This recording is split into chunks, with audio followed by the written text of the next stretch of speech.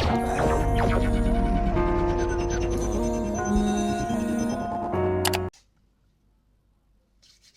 no mama. Welcome to another flipping video, bruh.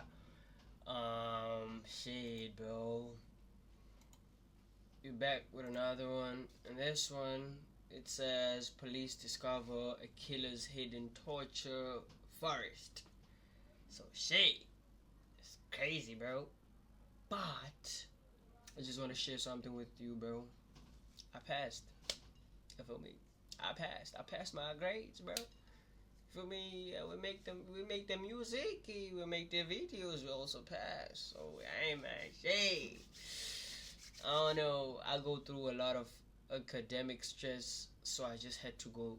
I had to throw that in there. Sorry, bro. And yeah, let's just tap in. But hope you sub up, bro. If you're not sub up, I'm waiting for you. Go sub up, Nick.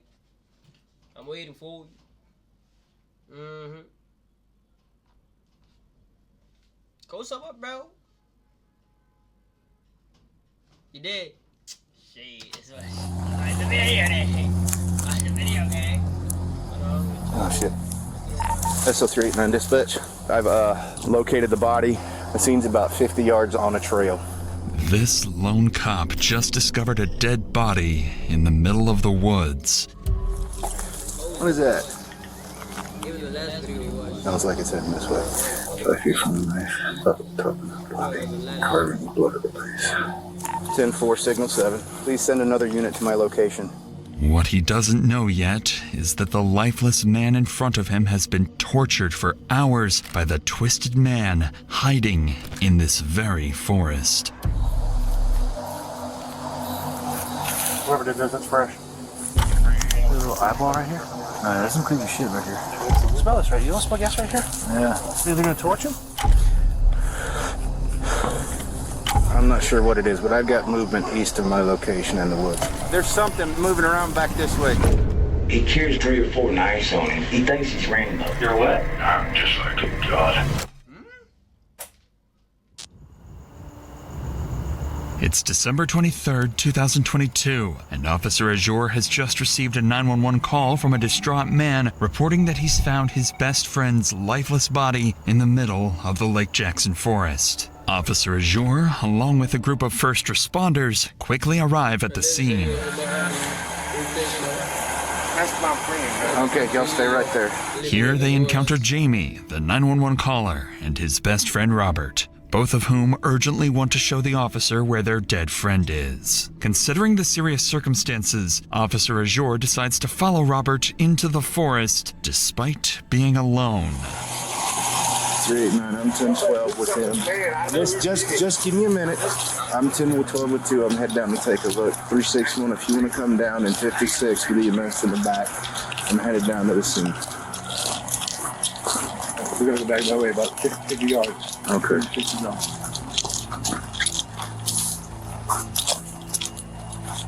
When I walked into the village, Yeah. knife was laying on the ground. There's no blood on it. Did you touch the knife? I did pick up the knife. Okay. Well, we're gonna need to get fingerprints from you, okay? No problem. I walked by the tarp, and you couldn't see James. Okay. And then Alan walked by the tarp and goes, "What's that?" And he picked the tarp up with his sticky gun in his hand, and James was laying there face down, and I dropped the knife and we left. Okay. All right. Well, we're gonna need to get a very detailed statement from you, okay? Yes, sir. Just because. I understand. Well, the thing is, I'm not accusing you of anything, but you have to be ruled out. You see what I'm saying? 100%. At this point, the officer can't yet confirm Robert's story, but with a dead body reported, he has no choice but to push deeper into the woods. However, alone with a suspicious man he's just met and a killer who could be lurking nearby, the officer knows he must proceed with extreme caution. You just hang on down right here for me, okay? Let me get up there and take a look. I'm not going in there without Oh, shit. Okay. And then you please put in that back stand, please. All right. Where's the knife? The knife is on the left-hand side of him. Okay. Laying on the ground. He's got a white belt. Okay. Just hang out there for me, okay? Yeah.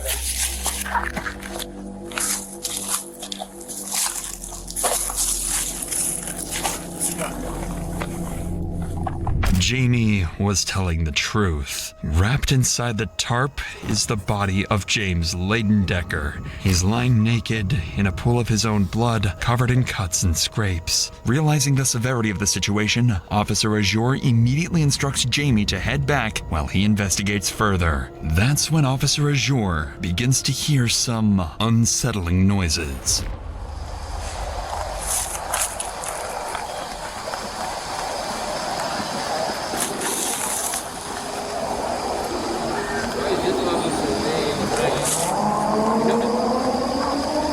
I'm not sure if it's a person or I'm not sure what it is, but I've got movement east of my location in the woods. Sounds like it's heading this way.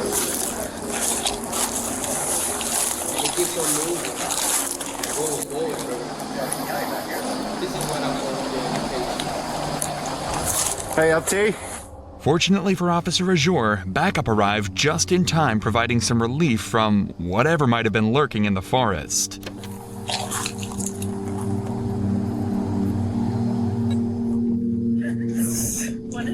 There's nothing for y'all to check. He's cold to the touch. All right, we've got knife right here, body here, tents, whole camp spread up back here. We've also got one outstanding. What the hell are you talking about? There's 2 people who live in this camp. And one's not here? And one's outstanding at the moment. Did you find the knife? Yeah. I got a knife right here. There's no blood on it, Well, there's something right there. But, hey, did you still got those 2 guys 10-12 up front? Yeah, they're standing there waiting for us. Good, because one that led me back touched the knife. So we need to get his prints and a statement off him. The other one touched the tarp. They found out what was going on and they took off. I checked the camp and he's the only one back here. Well, I got the name of the person that he was arguing with at 5 or 6 o'clock. Yeah, so, and I've got what looks like maybe his clothes right over there. So he's naked and there's some clothes right there on the fire. As medical staff arrives and examines the body more closely, they observe a brutal manner of death, blunt force trauma to the head, strangulation, and something even more disturbing, gasoline, found in James's lungs and stomach. Detectives are left with a burning question. Why would a victim have gasoline inside him? However, this would be only one of the many disturbing details officers uncover at the scene. Hey, Seth, take a look at this for me. What is that? Is that just soot weared off on that, or? I mean, it looks awful shiny. Where he has been stabbed, just from what I can see. But he is butt naked, face down on the tarp with his upper torso covered, so definitely not. And definitely somebody put him butt naked. So I don't know what his face looks like. If he was stabbed in the neck or the face, the blood may be hidden by the tarp. I'm not seeing any obvious blood. Apparently the witness picked up the knife, and the knife has like a roasted string around it. There's blood on it. Yeah, the tarp's brown, but there's blood all over the tarp, like blood splatter. It looks like, I mean, he was moved post-mortem. You can tell by the way he was dressed. Oh, he's got his fucking leaf in his ass crack. Yeah. That's hollow down below, you see that? Yeah. That's crazy. Almost looks like they're carving Odin. This in the one eye. You see that? Fucking nuts. Artistic. Smell gas. Smell gas? Oh, they had to cut that with a chainsaw, right? And it looks like. You smell gas right here. Yeah. By now, officers were certain they had a murder on their hands. The injuries to the body, the bloody knife, and the presence of gasoline all point to one thing. This wasn't just a killing, but a calculated act where the victim had likely been tortured for hours. With this in mind, officers would return to question Jamie, the man who had originally called 911, and what Jamie reveals would soon lead investigators directly to the killer. But before we continue, it's worth noting that tragedies like these could affect any of us. Take Yvette Torres. She was walking home from work in Philadelphia when a truck struck her without warning. Morgan & Morgan fought for her in court and won her nearly $12 million. If you're seriously hurt, your injury could be worth millions. With over 1 class, with 12 was Ace claim with flash camera speak again with Jamie, let's get back to the investigation. Officers were about to speak again with Jamie, one of the eyewitnesses, and he would provide them with their biggest lead yet. So I heard arguing and stuff. So I go through the woods, go to this camp. So you I left. walk back to the camp because, you know, Right. homeless people argue all the time about dumb shit. It's been a while now, and I haven't heard anything from James or anybody over there. So I go over there to me and my friend that's with The Officer deputy. now. Go over there, right? So when I walk, get to a certain point, I see a tarp laying there beside this tree. When you have the perfect response in your head, but your fingers just can't keep up. We've all been there. Typing, deleting, retyping. Now, See, if you saw Bob, Which is never. you're helping me to have less ads. Not really, but you're helping me, you know, it helps. Over there. I And flip over inside the is- tarp is I mean, but, I don't even know if it's James or All right. Well, we're gonna get it figured out, okay? Do you know James' last name? Do you know James's last name? No, ma'am. No. I'm talking about the person who did this, 36. because I know who it is. Dusty McDonald. That lives right up. He just got the complaint this morning. Man come down there with a hatchet, threatening, chopping shit up. Called it in, sheriff's department. They come over, they talked to him, they told him that they're gonna go over and talk to him and just stay away. And James is the one who called. No, ma'am. Who called this morning? Rick. Okay. Do you know Rick Rick's is last the one name? who stays there. Okay. No, ma'am, but Rick is the one who Rick. stays there. James is there. Okay. Colorado, let me know what you think, who you think it is between Rick, This morning. between Rick and and this guy. Who is this guy? And Dusty. Me personally, hey man, Rick. Hey, look at Rick though. Hey Rick. Rick is the one who Rick. stays there. James is He said he didn't want to do it a either. friend of everybody's, but So I he was should be staying able up to there with find them Dusty. by his name. According to Jamie, a man named Dusty McDonald had attacked another man, Rick, with a hatchet earlier that day. Police were called but were unable to locate or confront Dusty at the time. While this incident was concerning, it wasn't enough on its own to establish Dusty as a primary suspect. Until nearly every witness interviewed pointed to him as well. Eventually, officers had gathered enough statements to justify bringing Dusty in for questioning. All they needed now was to find him. Like the killers. As police began searching for Dusty, other officers on scene would sit down with the two 911 callers to piece together a timeline.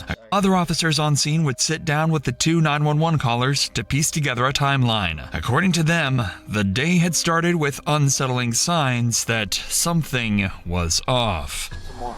We both went down there. We live right here. We wanted to go check on our family. He's wrapped up in a tarp. Okay. Sir, We came back I and talked heard to him. arguing earlier, right? We know who was down there, sir. Arguing. Okay. So I walked down through the woods. I seen Dusty have James on the ground.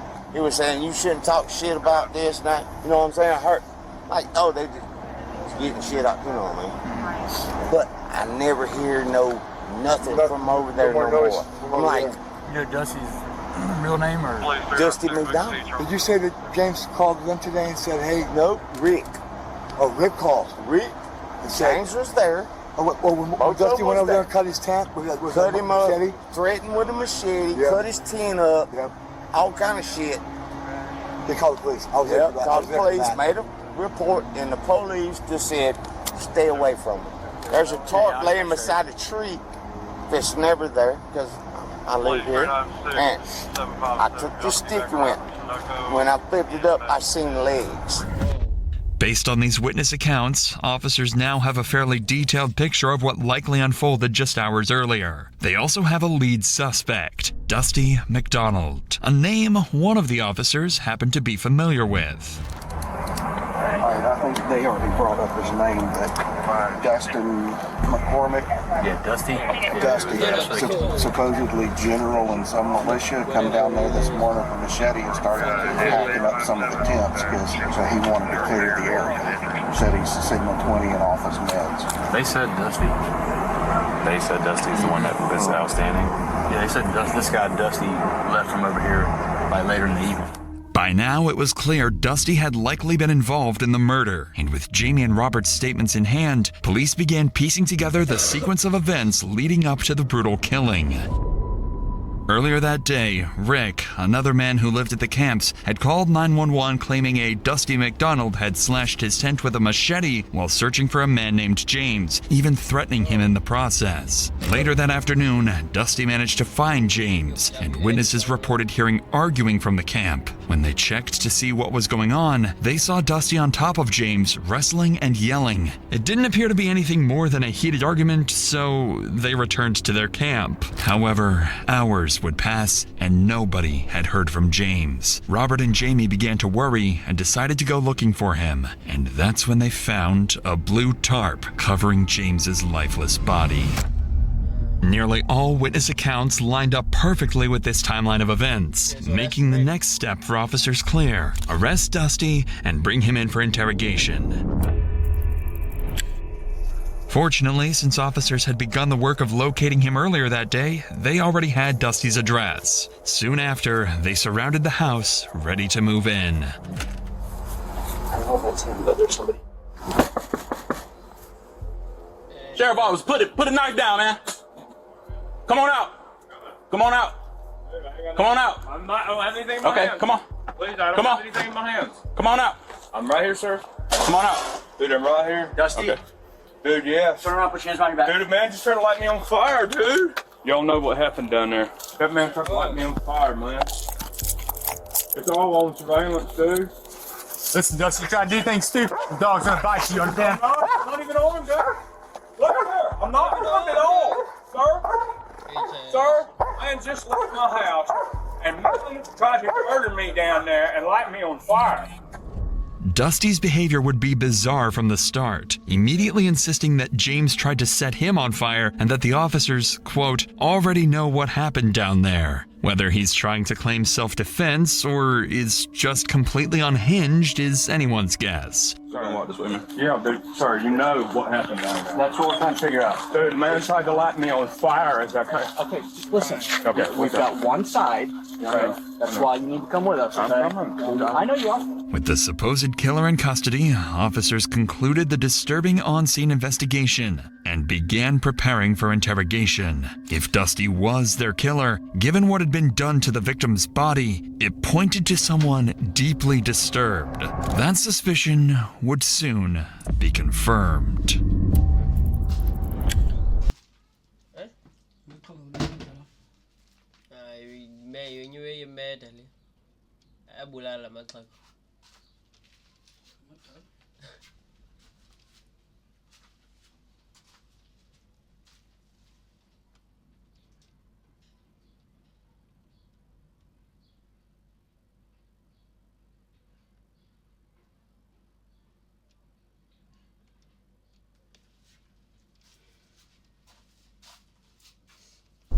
By now, Dusty had already raised serious concerns. He had slashed Rick's tent and threatened him. On top of that, multiple witnesses had just reported seeing him argue with James hours before the murder. However, despite how clear things seemed, there was one major complication. Dusty was claiming self-defense. He alleged that James had thrown gasoline on him and threatened to set him on fire. This wasn't a claim detectives could easily dismiss, especially given the distinct smell of gasoline at the scene, meaning there was a possibility. Wait, well, from what I know, that's cap.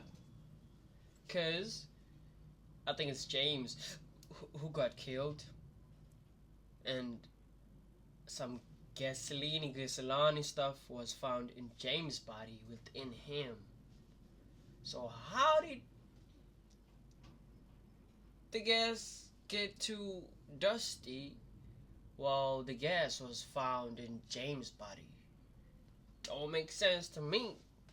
he could get away with his crime. Even though it's clear who's behind the murder at this point, Dusty's story now carries a shred of credibility. Detectives have one goal: to break that story, either by disproving his self-defense claim using witness statements, or, ideally, by getting a confession. Either way, the investigation is about to get a lot more complicated.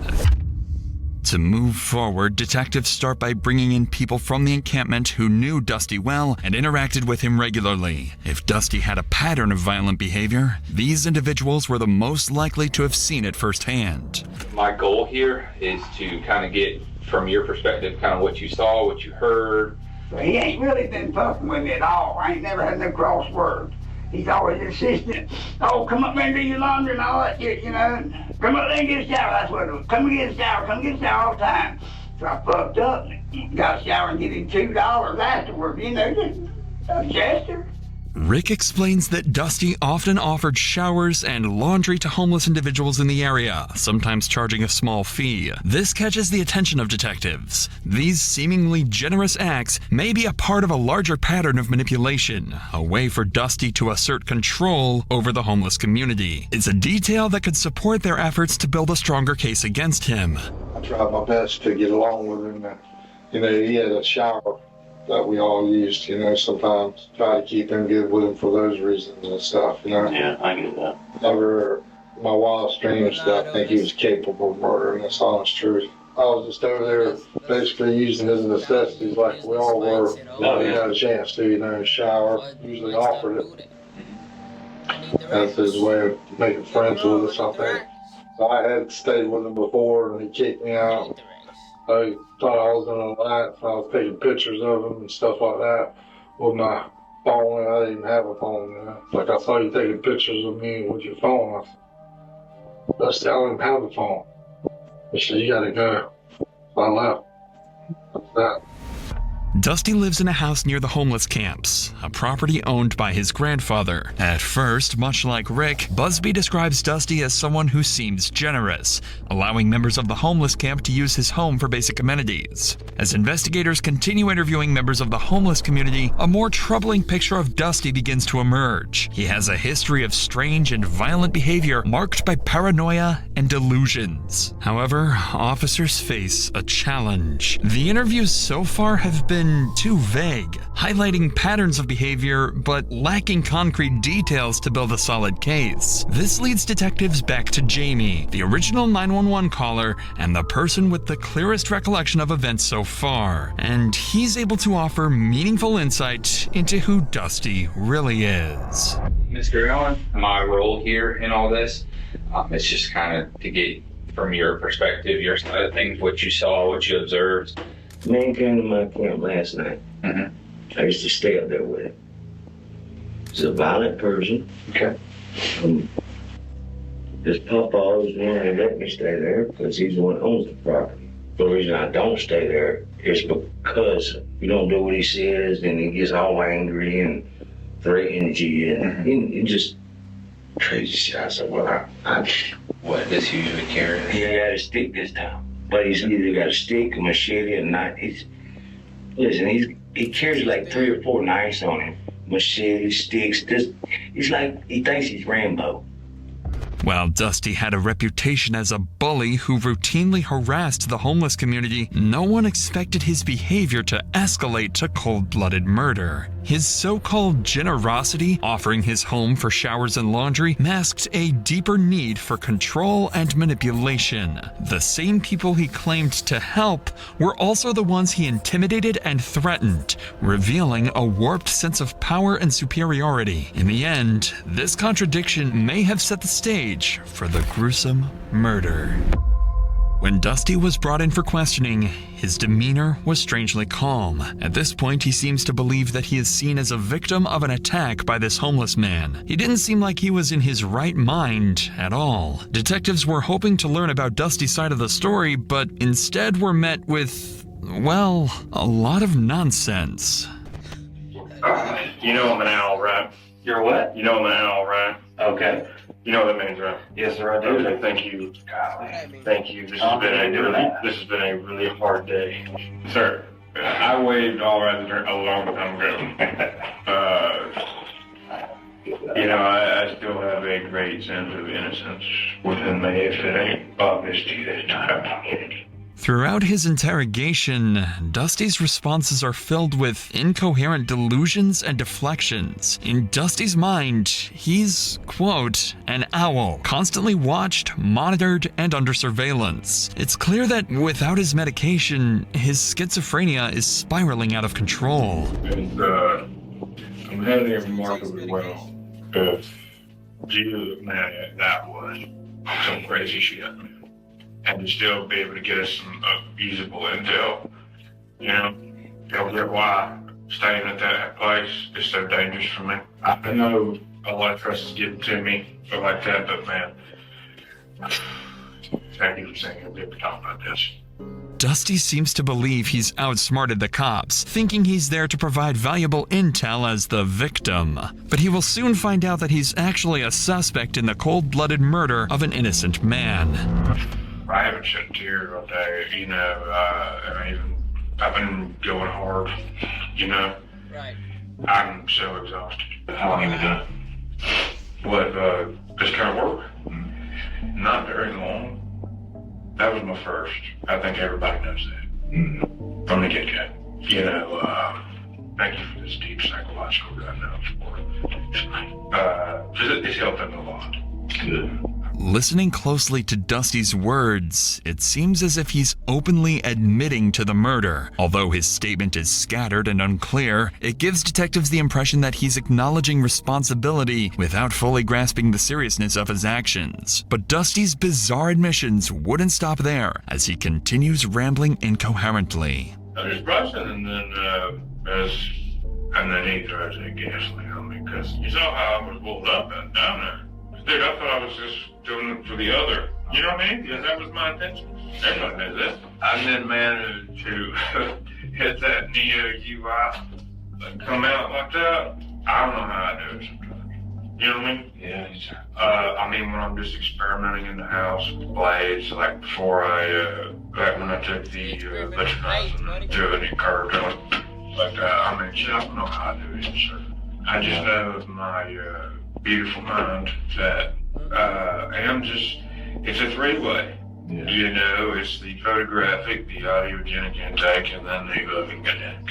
Yeah. You know, I if y'all don't ever think I'm so amazed that I'm just like a god. Right. Man, I never thought it would be something like that, but my God, what that thing was.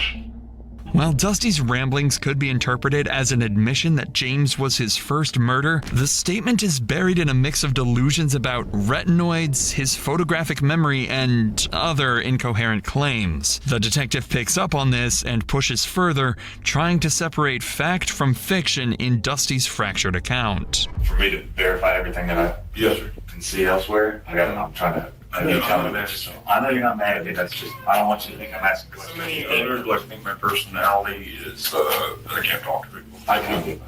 Yeah. But I don't want you to think I'm being an expert. I am very relieved that we were having this conversation.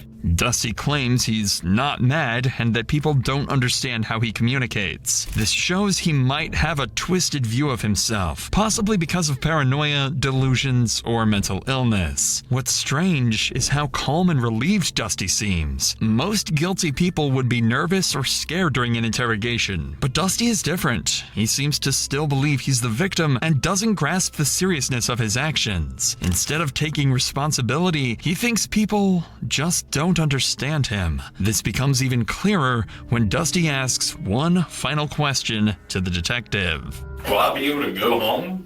I'm going to figure that out. Yeah, because am I going to jail or we're going down to dance? We're going to have to figure that kind of out because you know how this thing kind of goes from here. I guess. I'm going to come talk to you about it. Okay? After this bizarre exchange, the detective had heard enough to know it was time to wrap up the interrogation. Dusty's lack of remorse and distorted grip on reality made it clear they were dealing with someone who didn't fully understand the weight of his actions. According to the pathology report, the victim, James Leidendecker, was subjected to horrific torture before his death. His body showed severe blunt force trauma, including cuts, bruises, and fractures to his face, nose, ears, and mouth. His eyes had severe bleeding, and many of his teeth were broken. The injuries also extended to his neck, with heavy bleeding in the muscles and a broken hyoid bone, suggesting he had been strangled. His torso displayed several broken ribs, and internal bleeding was found in his chest and abdomen. One of the most disturbing details from the report was that James had been exposed to gasoline. His skin had begun to slough off in areas, and a strong smell of gasoline was found on his arms, thighs, and hands. Gasoline was also detected in his lungs and stomach, indicating he had inhaled and swallowed it before he died. This made the murder even more gruesome. Dusty was processed for forensic evidence and transported to the Leon County Detention Facility. The witness statements, his vague confession, and the forensic evidence from the scene were enough to formally charge him. Dusty McDonald was charged with 1 count of first-degree murder, and as of this video's upload, his case remains ongoing. Shit. My work is... Now that's the crazy one, I don't lie. The last video I watched wasn't too crazy. But this one is, seems crazy, I don't lie, it seems crazy. But hey man, shit, come to the end of the video though. If you like this video, please like the video. Let me know that show me that you like the video, by liking the video, and subscribe. Comment down below if you reach this part. Please comment down below pharmacy, and let me know what you like me to react on to next.